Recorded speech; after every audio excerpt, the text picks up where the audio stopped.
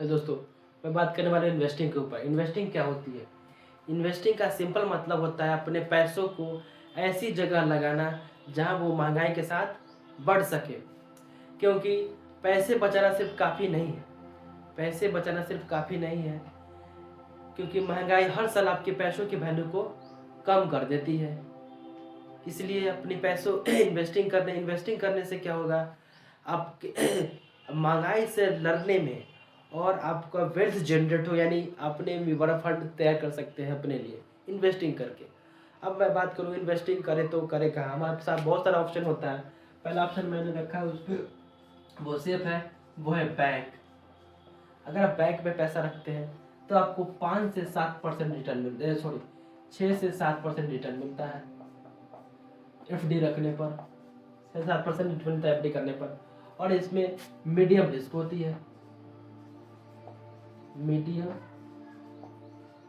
Risk होती है वो बैंक में पैसा रखने पर। दूसरा ऑप्शन है मेरे पास म्यूचुअल फंड।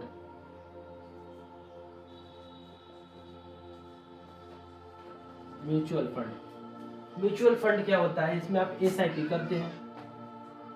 एसआईपी का मतलब systematic investment plan. Systematic investment plan. इसमें आप मंथली एसआईपी करते हैं तो यहाँ पे एक मैनेजर बैठा होता है, एक एक्सपर्ट बैठा होता है और आपके पैसों को स्टॉक मार्केट में लगाता है और आपको रिटर्न देता है। तो रिटर्न देता है यहाँ पे आपको, इससे यहाँ भी आपको मीडियम रिस्क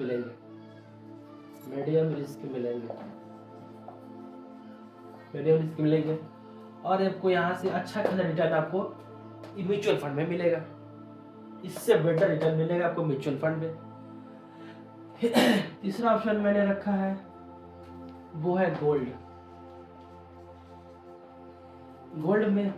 गोल्ड आप खरीदते हैं तो गोल्ड आप कैश भी ले सकते हैं या आप इस डिजिटल गोल्ड भी ले सकते हैं या बॉन्ड भी ले सकते हैं। आज तक लोग डिजिटल गोल्ड ज़्यादा ले रहे हैं और बॉन्ड्स भी खरीद रहे हैं। आपको जो जो बेटर लगे आप ले सकते हैं। यहाँ पे भी मीडियम रिस्क होती है, और रिटर्न भी अच्छा होता है। चौथा ऑप्शन मैंने रखा है स्टॉक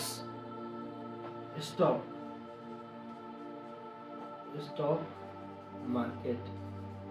ये क्या होती है स्टॉक मार्केट? यानी स्टॉक मार्केट क्या होती है? स्टॉक मार्केट जो है एक बहुत सारे इसमें शेयर्स होते हैं। आप इन्वेस्ट करते हैं, शेयर्स होते हैं, खरीदते हैं, बेचते हैं। आपको स्टॉक मार्केट में इन्वेस्ट करने के लिए आपके पास एक डीमैट अकाउंट का होना बहुत जरूरी होता है। आप बिना डीमैट अकाउंट के अपने स्टॉक मार्केट में ट्रेड या खरीद बेच नहीं सकते हैं। अब मैं बात करूं इन्वेस्टमेंट स्टॉक मार्केट सीखने के लिए क्या क्या जरूरी है। इसमें आपको फंडामेंटल एनालिसिस, टेक्निकल एनालिसिस आना चाहिए, तब आप स्टॉक मार्केट को जान सकते हैं, समझ सकते हैं। स्टॉक मार्केट कोई सट्टेबाजी या कुछ नहीं है। जब तक जिसको प्रॉपर नॉलेज न लिया जाए तब तक आप इसको नहीं इन्वेस्ट करें। उसको सीखे, जाने, समझे, फिर स्टॉक मार्केट में आने के बारे में सोचे। चौथा ऑप्शन है, इसमें स्टॉक मार्केट में हाई रिस्क होता है।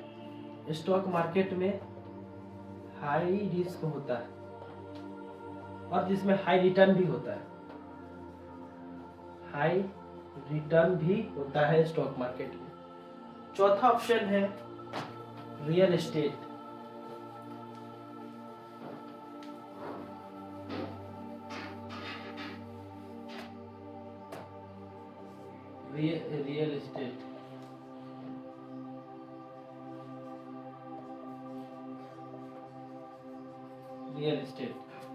यहाँ पे रियल एस्टेट में इन्वेस्ट करने के लिए वो ज़्यादा पैसा लगता है, यानी हाई कैपिटल लगता है। और यहाँ पे आप प्रॉपर्टी खरीदते हो, घर खरीदते हो, जमीन खरीदते हो, और यहाँ पे पैशन यानी धैर्य की जरूरत होती है रियल एस्टेट में। और इतने सारे मेरे पास ऑप्शन है इन्वेस्ट करने का। आपको जहाँ भी इंटरेस्ट लगे आप वहाँ पे इन्वेस्ट कर सकते हो। अब मैं बात करूँ कहीं भी इन्वेस्ट करने का नियम होता है, रूल होता है। मैं पहला रूल की बात करूँ, rule number 1, power of compounding.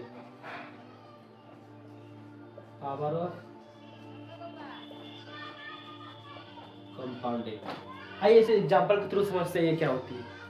Power of compound. Albert Einstein इसे आज दुनिया का 8वां अजूबा मानते हैं। दुनिया का 8वां अजूबा अल्बर्ट आइंस्टीन। अब एग्जाम्पल समझते हैं कि ये होता क्या है। अब मान के चलिए आज की डेट में आपकी उम्र 20 साल है। 20 साल की उम्र में आप 10 साल 1000 रुपये 10 साल के लिए SIP करते हैं, तो जो 30 की उम्र में SIP स्टार्ट करेगा उससे कहीं ज़्यादा रिटर्न आपको मिलेगा। कहीं ज़्यादा रिटर्न मिलता है 30 साल बाद। उससे कहीं जो 20 की उम्र में आप जब इन्वेस्ट करते हैं तो अगला व्यक्ति जो 30 की उम्र में करेगा उससे कहीं ज़्यादा आपको रिटर्न मिलेगा। ये होता है power of compounding. Power of compounding. अब चौथा दूसरा रूल होता है डाइवर्सिफिकेशन। डाइवर्सिफिकेशन यानी सारे अंडे को एक ही टोकरी में मत रखो। कहने का मतलब है कि आप अपना पैसा एक ही चीज में मत लगाइए, उसको अलग अलग चीजों में लगाइए। जैसे मैं बात करूँ FD में कुछ पैसा रखे, कुछ स्टॉक मार्केट में रखे, कुछ म्यूचुअल फंड में रखे। इससे आपका जो है रिस्क कम होगा। रिस्क कम होगा। तीसरा रूल है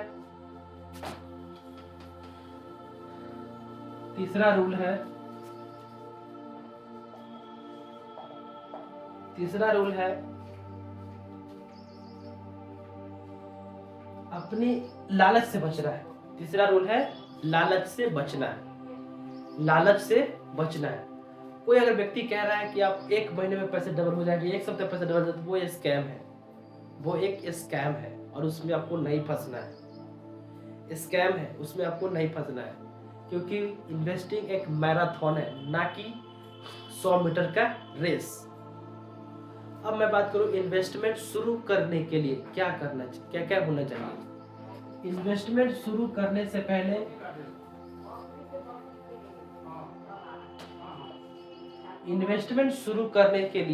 आपके पास 3 से चीजों का होना अति आवश्यक है। पहला, इन्वेस्टमेंट शुरू करने से पहले आपके पास एक इमरजेंसी फंड होना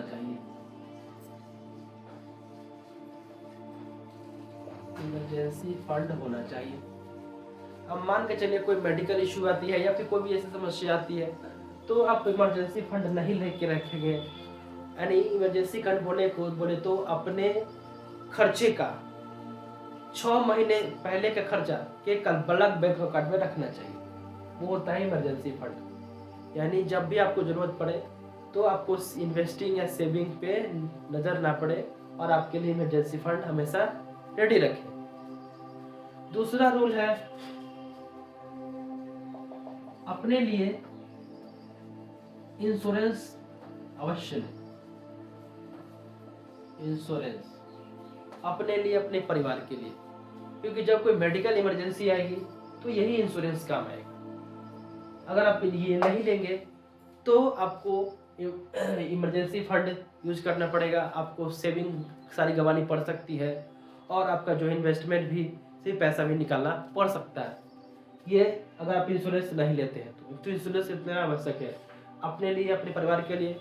हेल्थ इंश्योरेंस और टर्म इंश्योरेंस दोनों लेना चाहिए। अब मैं बात करूं तीसरा नंबर जो आपके पास होना चाहिए। इन्वेस्टमेंट करने के लिए आपको एक प्लेटफॉर्म की जरूरत होगी, किसी भी को ब्रोकर का। जैसे स्टॉक मार्केट से जानने के लिए ब्रोकर के बात करूं, अपर स्टॉक हो गया, ग्रो हो गया, जीरोधा हो गया, ये सारे ब्रोकर हैं। तो आप जिस भी प्लेटफॉर्म पे आप चाहें आप अपना इन्वेस्टिंग शुरू कर सकते हैं। मैं पर्सनली बताऊं तो मैं ग्रो पे इन्वेस्ट करता हूं और ग्रो का मैं चाहूँ तो डिस्क्रिप्शन में लिंक भी दे दूंगा, आप वहां से डाउनलोड भी कर सकते हैं। तो इतने सारे होते हैं। चौथा रूल की मैं बात करूं, आपको SIP शुरू करनी है जितना जल्दी हो सके। मिनिमम से मिनिमम कॉस्ट, आपके सबसे छोटा अमाउंट आप मात्र 500 से शुरू कर सकते हैं। SIP मात्र 500 से प्रत्येक महीना इन्वेस्टमेंट। अधिकतर लोग जो है इन्वेस्ट करने से डरते हैं। क्यों इन्वेस्ट करने से डरते हैं? क्योंकि उसमें लगता है कि पैसे डूब जाएंगे, ये हो जाएंगे, वो हो जाएंगे। दोस्त, इन्वेस्टमेंट जब तक कि अच्छे से सीख नहीं जाए, क्योंकि फंडामेंटल एनालिसिस टेक्निकल एनालिसिस करने के बाद ही आप इन्वेस्ट करें, तो आपको कोई दिक्कत नहीं है। और लॉन्ग टर्म में जो है मार्केट हमेशा ऊपर जाता है, तो हमेशा आप लॉन्ग टर्म के लिए इन्वेस्ट करें। शॉर्ट टर्म के लिए अपने हिसाब से देख लें, परंतु अब लॉन्ग टर्म में रिटर्न अच्छा होता है। कैसा लगा वीडियो कमेंट में जरूर बताइए, और अब वीडियो अच्छा लगे तो दोस्तों में शेयर अवश्य करिए, और चैनल पर पहली बार आए हैं चैनल को सब्सक्राइब करके जाइए, बेल आइकन को भी ऑन कर लीजिए। धन्यवाद, थैंक यू।